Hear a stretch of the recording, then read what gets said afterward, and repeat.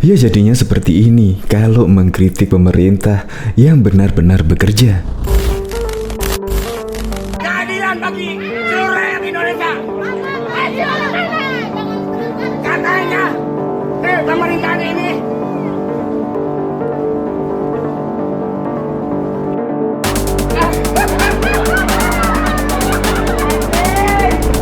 mau protes ke Jokowi, tapi bingung mau ngomong apa.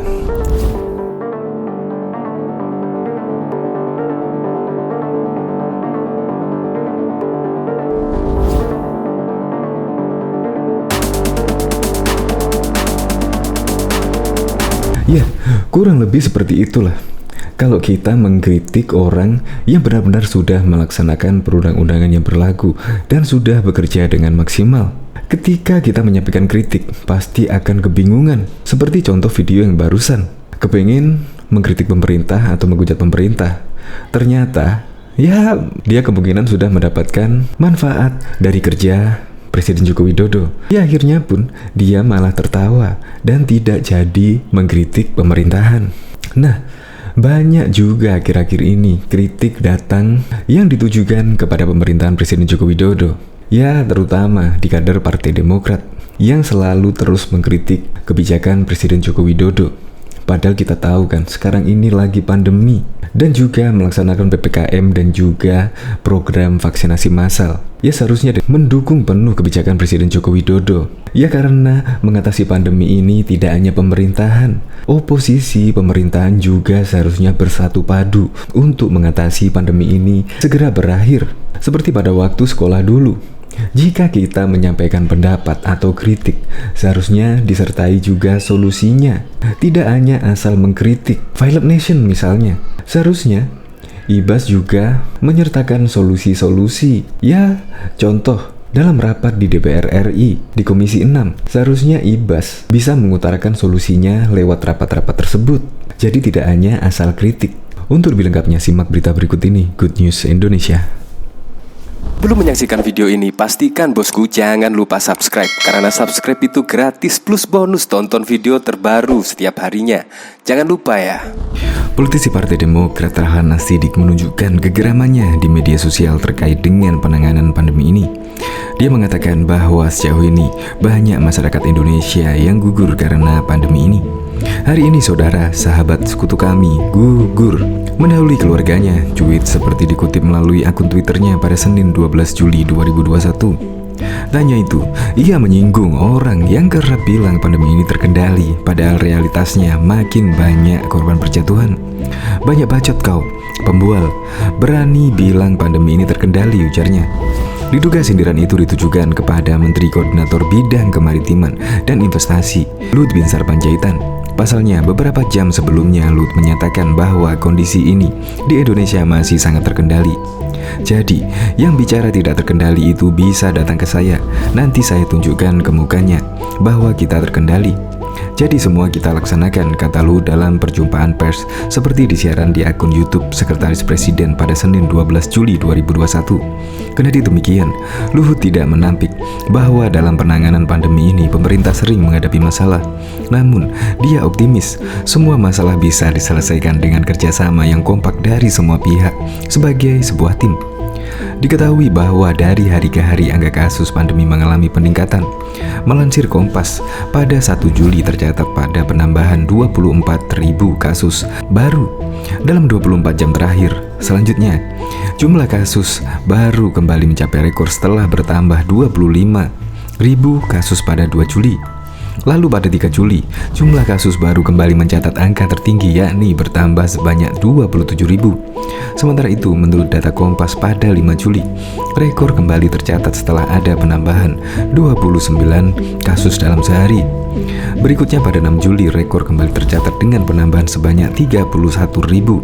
Diketahui juga Rahlan Nasidik naik pitam saat ia dimintai oleh Faisal Assegaf untuk mengikuti gaya politik santun ala Presiden Joko Widodo. Hal itu karena Rahlan menilai bahwa Faisal Assegaf telah memanfaatkan situasi pandemi ini untuk memuji-muji Presiden Jokowi. Adapun persoalan ini berawal dari kemarahan Rahlan atas pernyataan bahwa pandemi ini terkendali. Banyak bacot kau pembual, berani bilang pandemi ini terkendali, katanya melalui akun Twitter Rahlan Nasidik pada Senin 12 Juli 2021. Hari ini saudara, sahabat sekutu kami gugur mendahului keluarganya, sambung politisi Partai Demokrat itu. Seorang kritikus politik Faisal Assegaf lalu menegur Rahlan Nasidik yang ia nilai telah bersikap negatif dan tak santun. Yang bilang pandemi terkendali Luhut Binsar Panjaitan direspon saja dengan pikiran positif. Mungkin maksud Luhut agar publik tidak cemas, kata Faisal. Sikap ngamuk gini nggak elok. Mari kita ikuti gaya politik santun Presiden Joko Widodo, selalu jujur pada rakyat. Semua jadi korban karena ini. Stop saling hujat, Pak Rahlan Nasidik, tambahnya. Akan tetapi teguran dari Faisal Assegaf sama sekali tak membuat emosi Rahlan membaik. Laknat kau, menggunakan mayat sahabatku untuk politik cari muka, katanya. Faisal Assegaf pun membalas bahwa ia hanya berupaya mengajak Rahlan berpikir dengan jernih. Ia juga menilai bahwa justru Rahlanlah yang memanfaatkan pandemi ini untuk kepentingan politik. Apa tidak sebaliknya, Pak Rahlan Nasidik? Baca lagi isi cuitan Anda, Pak, kata Faisal. Ada saya tegaskan bahwa kita semua korban. Siapa yang kita salahkan? Jangan berlebihan, Pak. Mari kita berpikir jernih. Siapapun korban adalah saudara kita. Semua merasakan duka yang mendalam, lanjutnya. Namun, Rahlan masih bersikeras bahwa Faisal Assegaf menggunakan orang wafat karena pandemi ini untuk memuji Jokowi. Ada orang gugur karena pandemi ini yang kau memilih menggunakan jenazahnya untuk memuji Jokowi daripada mengatakan innalillahi, kata Rahlan. Menanggapi itu, Faisal kembali membantah tudingan Rahlan yang menurutnya ngawur dan berlebihan.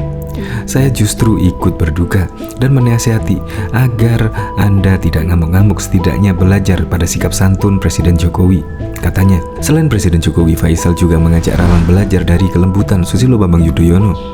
Adapun perdebatan keduanya tak berlanjut lagi. Terakhir, Faisal memperlihatkan tangkapan layar bahwa ia telah diblokir Rahlan Nasidik. Adapun Rahlan sempat meminta maaf kepada netizen atas kemarahannya malam itu. Padahal diketahui sebelumnya Presiden Joko Widodo atau Jokowi mengaku tidak masalah terhadap kritik asalkan disampaikan secara santun. Mendengarkan itu, Sekretaris Jenderal Dewan Eksekutif Mahasiswa Universitas Islam Negeri Dili Asrin Ramdhani merasa bingung karena nilai sopan santun itu sendiri bersifat subjektif. Dili mempertanyakan tolok ukur kesantunan bagi Jokowi seperti apa, sebab menurutnya setiap orang memiliki tolok ukur kesantunan yang berbeda-beda. Jadi, apa yang saya yakini tentang sopan santun itu belum tentu sama tolok ukurnya sama siapapun. Jadi ini melebar sekali makna sopan santun. Ini kan satu hal yang tidak bisa kita pukul rata. Oh, ini loh sopan santun, kata Dili dalam sebuah diskusi virtual.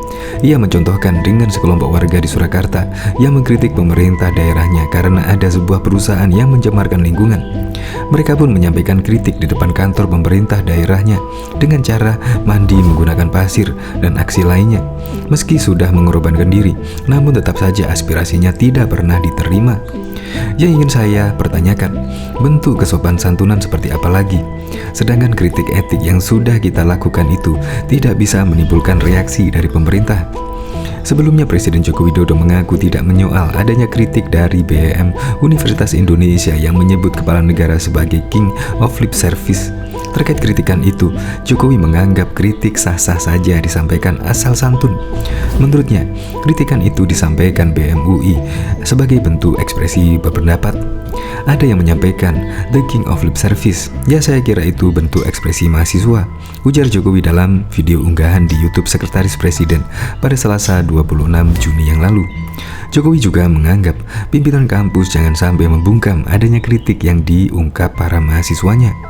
Diketahui, pihak Rektorat Universitas Indonesia sempat memanggil pengurus BMUI usai kritikan terhadap Presiden Jokowi yang viral di media sosial.